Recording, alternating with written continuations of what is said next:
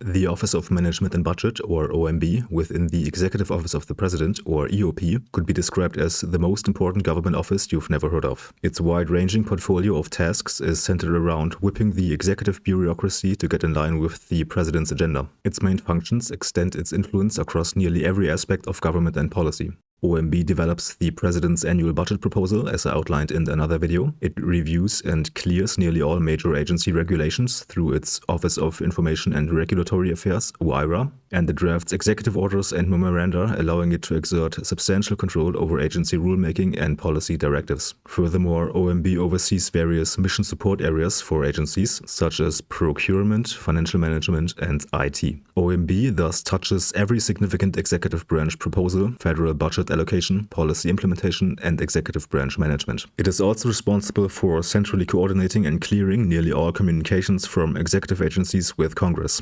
including draft bills and congressional testimony. This process ensures that the administration speaks with one voice, one that is consistent with the President's policy agenda. For bills in progress, it informs Congress of the President's official stance and potential vetoes, and for bills that have already passed both chambers, OMB prepares a summary, analyses, and recommendations regarding approval or disapproval from interested agencies and contributes to the drafting of signing statements once a bill does get signed into law. While its goals and functions are clearly political, its deep expertise comes from its long-term career civil servants controlled by a thin upper layer of political appointees. Those people see themselves as committed to the institution of the presidency more than any particular president, and probably think of their job more along the lines of evaluating the effectiveness of efficiency of government programs rather than partisan lines. They work hard, are motivated by accuracy, and are perceived as some of the most capable bureaucrats in the government. OMB is what Elon Musk's Doge wishes it were. These are only around 500 civil servants, which could euphemistically be phrased as the ROI per employee being large. In reality, OMB is probably understaffed given its large portfolio, and its moderate budget of $100 to $150 million should be increased. Its size prevents micromanagement, but since power is zero-sum, that just pushes control over spending into the agencies and Congress's appropriations committees. Maybe that is the intention of Congress, not enforcing or at least allowing larger staff. I don't know. I will look at the organizational chart of the late Obama II OMB, which is the most recent full org chart I could find. But the names of individuals are only systematically available for the leadership at the very top. The names and photographs of various lower-ranking OMB employees are strewn over different websites of different councils and committees. The OMB is led by a director who has 2 deputies and an executive associate director who seems to be lower in the hierarchy. The current OMB leadership was apparently handpicked from the basket of deplorables. Russell Vought is the current director and held the same position under Trump 1. He is a self-described Christian nationalist, was involved in Project 2025, and runs the Center for Renewing America, a Trump-friendly think tank founded by Vought after Trump's first administration. Their material ranges from reasonable articles addressing real issues on fertility or judicial activism, for example, to schizophrenic ideation on how Islamists seek to replace the American constitutional order with Islamic governance, for example. Their articles give an insight into the thinking that seems to determine Trump 2's policies. They call Medicaid woke and wasteful in March, and the Big Beautiful Bill in July features Medicaid cuts as a major policy point. Similarly, their foreign policy articles are about the importance of controlling Greenland, how NATO is woke, and why the Panama Canal treaties need to be revisited. The causal direction is unclear to me though. Do these ideas originate from among Vought and his think tank people and then percolate to Trump? Or does the think tank merely serve to justify and promulgate ideas originated in the Trump milieu, by whomever? Vought used to work as a staffer for the Republicans in Congress.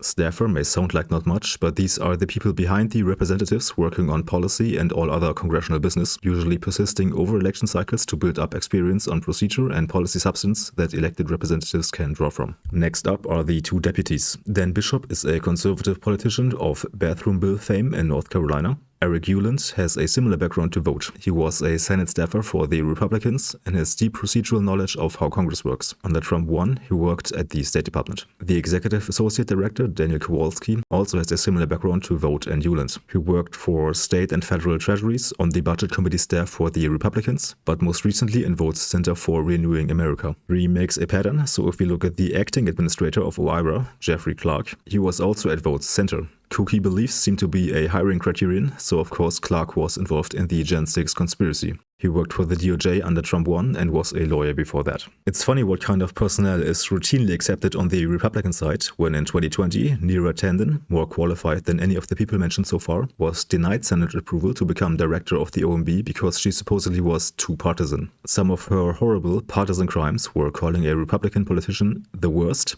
I'm not making this up, and comparing Mitch McConnell to Voldemort. Maybe she should have demanded to lock him up instead. Republican senators were upset her tweets about other politicians were too personal. The Democrats should really tone down the rhetoric, I guess. Ignoring the clown show aspect of all of this, at least 3 members of the leadership, both Hewlett and Kowalski, seem to be competent people in general and with relevant budget experience. Let's move on to something more enduring than the amount of brainworms OMB leadership suffers from, the org chart.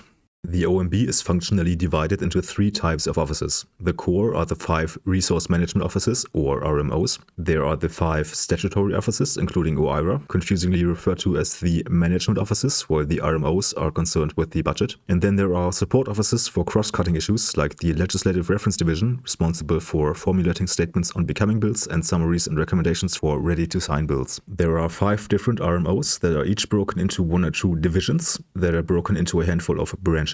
But the support offices are immediately broken into the divisions or offices that are broken into branches. No intermediate splitting into multiple top-level offices here. The statutory offices are broken into different offices and no divisions, but those are then immediately broken into branches.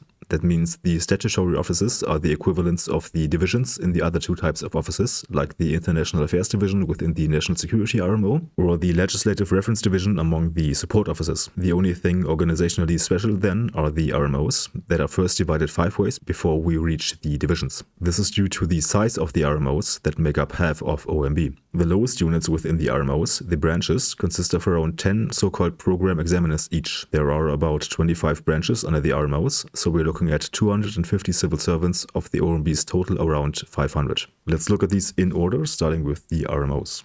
Reform in 1994 broadened the RMO's portfolio from just reviewing agencies' budgets to more comprehensive oversight, including also management review and performance improvement more generally. Previously, management and budgetary staff had been distinct, but the RMOs in this new organization now encompass the entire life cycle of policy, from conceptualization through budgeting to implementation and assessment of performance. These are not just accounting offices responsible for creating the budget. They're monitoring on-the-ground policy implementation for the White House, like a nerve cell communicating the shape of a power outlet felt in the dark from your fingertips to your brain. The 5 individual RMOs cover essentially all government activities, but they are not grouped to reflect department structure or even just thematic relatedness. The only 2 RMO portfolios that immediately make sense to me are health and national security, since those 2 take huge chunks out of the budget. Each RMO is headed by a politically appointed official, a so-called Program Associate Director, or PAD. Unlike the OMB leadership, these do not require Senate approval, so they are more likely staff in the White House office, for example the Chief of Staff or the National Security Advisor. They will be selected not just on merit, but also loyalty to the president's agenda, since they need to be trusted to do the right thing and decide potential trade-offs correctly without permanent oversight. The 2 levels below this are career civil servants and provide the deep institutional knowledge for their policy areas, whether they have worked in the OMB specifically for years and decades or just in the general policy area. The divisions are led by so-called Deputy Associate Directors, or DADs, and branches by uncreatively named branch chiefs. As already briefly mentioned, these branch chiefs oversee around 10 program examiners, the most self-explanatory name of the bunch, since that is exactly what they do. The RMOs are constantly embedded into the day-to-day operations of nearly every federal agency,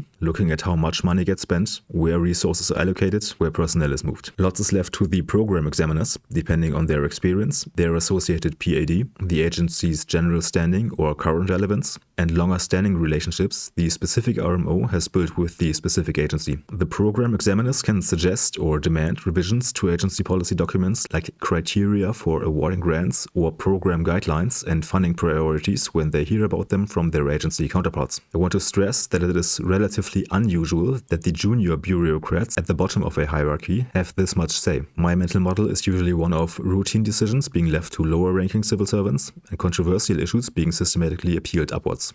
The statutory offices provide oversight for issues that cut across agencies, like financial management, cost-benefit analyses, or how procurement should be done. If the RMOs are the B in OMB, the statutory offices are the M. The chief of each office is called its administrator, and around 80 people work here in total. Let's start with OIRA. While it was originally created with the Paperwork Reduction Act of 1980 simply to reduce the paperwork burden on citizens, its portfolio now encompasses the management of essentially all information produced or collected by the federal government. Unsurprisingly then, the chief statistician of the US is located in OIRA, responsible for overseeing the federal statistical agencies you might have heard of, like the Census Bureau or the Bureau of Labor Statistics. In terms of staffing, it is remarkably lean for its vast responsibilities. About 50 civil servants, which is actually less than it used to be. Originally, the administrator leading OIRA was appointed by the director of the OMB, but Congress, probably recognizing how influential this position is, amended the Paperwork Reduction Act in 1986 to make it a PAS position. Though OIRA's subunits are called branches, their leaders are not called branch chiefs, but desk officers.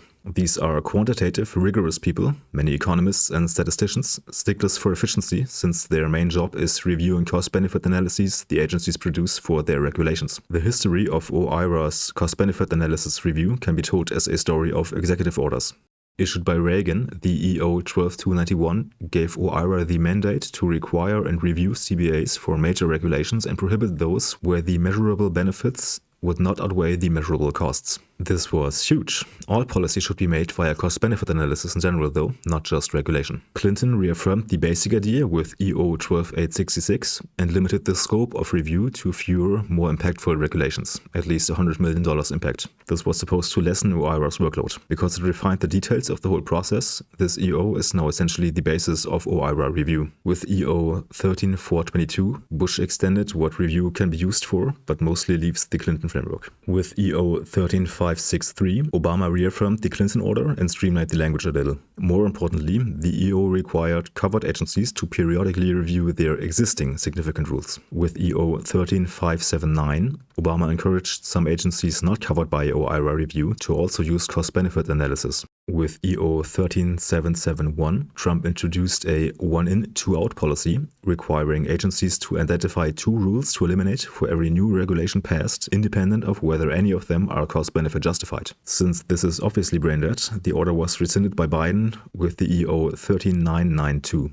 Some background on this last EO. There are 19 so-called Independent Regulatory Agencies, or IRAs, enumerated in the Paperwork Reduction Act that originally established OIRA. For example, the SEC or FTC, but not the EPA. The EPA is an independent agency that makes regulations, but it is not an independent regulatory agency. IRAs are usually headed by boards of commissioners or directors rather than by individuals, and these people can only be removed for cause, for example misconduct, inefficiency and so forth, as specified in the enabling statute. Heads of normal agencies can be removed at will by the president. Independent regulatory agencies were traditionally exempted from the cost-benefit review of OIRA, specifically mentioned in the EOs 12291 and 12866 out of concern over separation of powers, since the IRAs were intentionally designed to be out of reach of the president or future Congresses. A very recent and massive shift under Trump 2 was EO 14215. This EO did away with the tradition of exempting IRAs from OIRA review. Now independent regulatory agencies are treated like regular agencies in the regulatory oversight process. While I don't want to go into the considerations of pros and cons here, I think this is ultimately a good and overdue change. When I first learned that IRAs were free to just not do cost-benefit analysis,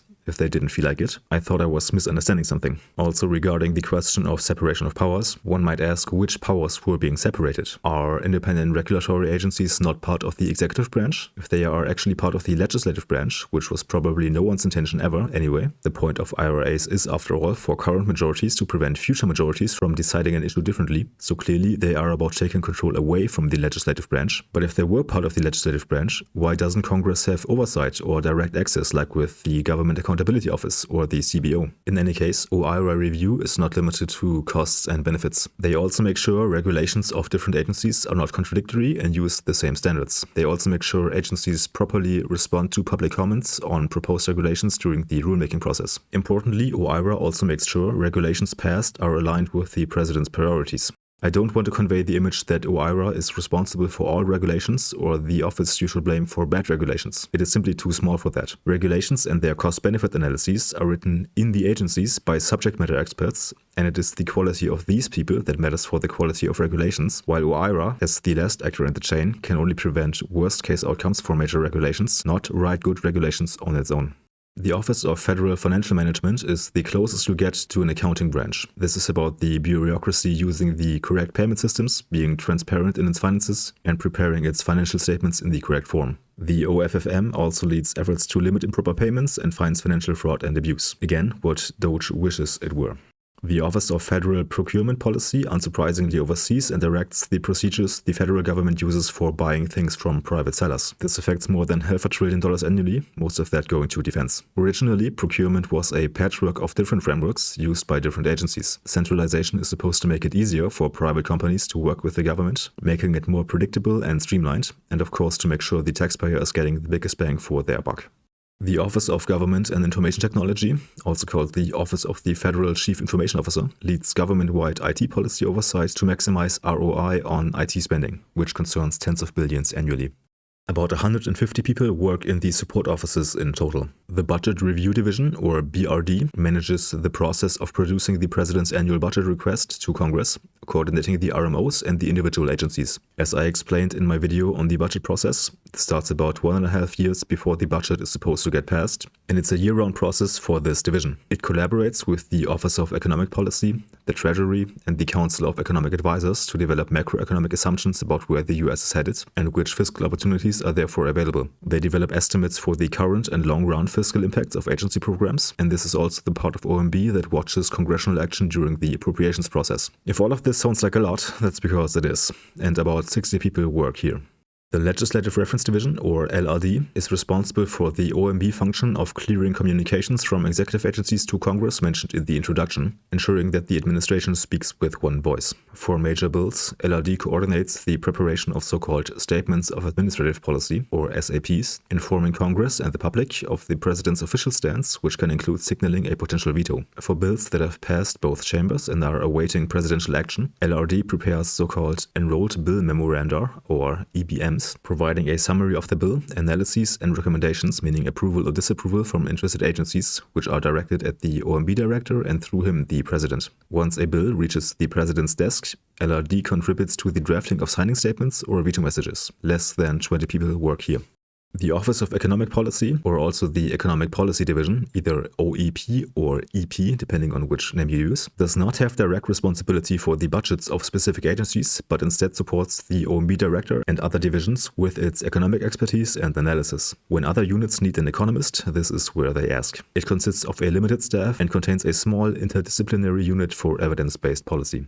The Office of Performance and Personnel Management develops the President's Management Agenda, PMA, and establishes so-called cross-agency priority goals, or CAP goals. Basically, this is about overseeing the management practices employed by civil servants. The CAP goals are quite specific, with data-driven progress reviews done by the OPM, which also chairs the Performance Improvement Council, which is an interagency body that coordinates management practices in the executive branch and pays attention to the CAP goals. OPPM is also responsible for essentially human resource type activities, identifying talents or improving recruitment, training, and retention. Then there are the Offices of General Counsel and Communications, which do exactly what you think they do. The Office of Legislative Affairs, which manages the literal communication with Congress, unlike the LRD, which analyzes. And also the Management and Operations Division, which manages the OMB itself, like Secretariat, Personnel, and so forth.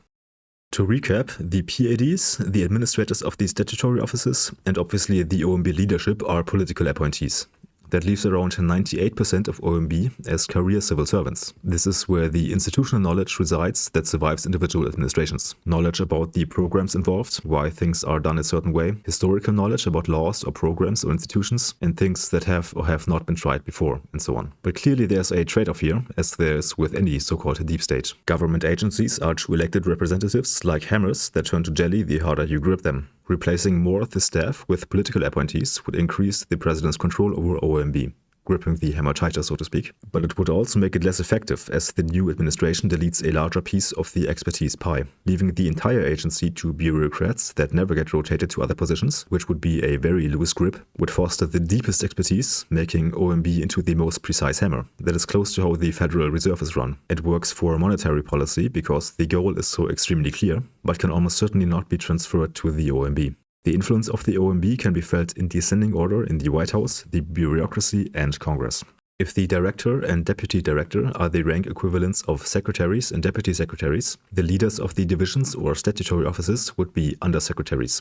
And in fact, the administrators of the statutory offices are paid according to the executive schedule level 3, like an undersecretary. The director, the two deputies, and the administrators of the statutory offices are the only ones that require Senate confirmation. Everyone else can be hired or shoved around by the director, directed by the president at will. The director is one of the closest advisors to the president, often with moment-to-moment access, which would be extraordinary even for secretaries. He will also attend NSC meetings, see my video on the NSC, since money touches everything and especially defense. The Deputy Director for Management, DDM, also known as the Chief Performance Officer, is a newer post and, as the name suggests, is responsible for the M in OMB rather than the budget preparation. This is who is responsible for the earlier mentioned President's management agenda involving the cap goals. To some extent, power really is, like real estate, about location. Being in the room when decisions are made is a kind of influence difficult to buy with money or to overcome with better arguments. But the OMB has plenty even of the latter. No one else has this much information about the entire government, where money is and is not going, which programs are run how effective different programs and different agencies are, and so on. If the OMB proposes that the best use of money is to shift funds from program X to program Y, essentially no one has the information and resources to make a convincing counter-argument in due time. The OMB's knowledge is cutting across departmental lines, and it is therefore the natural origin to plan large-scale programs that enact entire visions a president may have, or may have run on. The OMB has a handful of levers it can use regarding the bureaucracy. There is writing the budget. The OMB forces agencies' budget requests into a particular form with instructions on which data and analyses to provide, for example cost-benefit analyses. It also ultimately has to sign off on budget requests, so the OMB is a veto player in the process of writing the president's budget proposal. The president himself is a veto player too, of course. Performance on the cap goals can influence how much an agency gets of what it wants. The budget is therefore a double lever. It directly funds or defunds programs aligned with presidential priorities, but it also incentivizes agencies to perform so that they achieve outcomes aligned with those priorities. There is confidentiality. The OMB compels agencies to be silent on policy preferences or budget requests that did not make it into the final budget proposal. So if an agency internally thinks a program should be funded more, maybe even based on good cost-benefit evidence, but the president disagrees, the agency cannot, at least formally and in public, go tell Congress to maybe induce them to appropriate more money for the program. The OMB has influence during budget execution. Apportionment of appropriated funds allows OMB to control that agencies spend their money aligned with Congress's preferences. Reprogramming funds gives OMB latitude vis-à-vis the agencies within the limits set by Congress's appropriations committees, and transfers give OMB unlimited power regarding funds as long as they get Congress's consent first. All terms under this point are explained more in depth in my video on the budget process. Thirdly, the OMB gains de facto control of all government activity during a government shutdown, since it decides which functions and employees are quote-unquote essential and which programs need to stop. While this power is transitory and shutdowns are rare, the budget process has become more contentious and the formal reforms or informal decision-making cannot ameliorate the situation. This lever might become more important in the future. A determined president may provoke a government shutdown, he has veto power over the budget, and then do irreparable damage to programs he does not like through OMB. This is more suicide bombing than surgical drone strike though. The OMB also has direct oversight. Through the RMOs and as outlined above, OMB is aware of at least major developments in the agencies. This will lead agencies to preemptively tailor their policies to be aligned with OMB and therefore ultimately presidential preferences. This preemption also applies to regulations and regulatory agencies mediated by OIRA review. OMB's influence on Congress is mostly mediated by the Legislative Reference Division already mentioned. Beyond those formal letters and statements, OMB officials will meet with members of Congress or their staff to essentially lobby on behalf of the president, especially on appropriations bills. OMB also keeps in touch with the Congressional Budget Office. But really, power and oversight mostly go the other way. That Congress has the power of the purse is not just a phrase, as they could simply ignore OMB and the rest of the executive in making the budget. Congress tries to keep tabs on OMB by ordering quarterly personnel reports and requesting internal documents about what OMB is doing, potentially leading OMB to invoke executive privilege.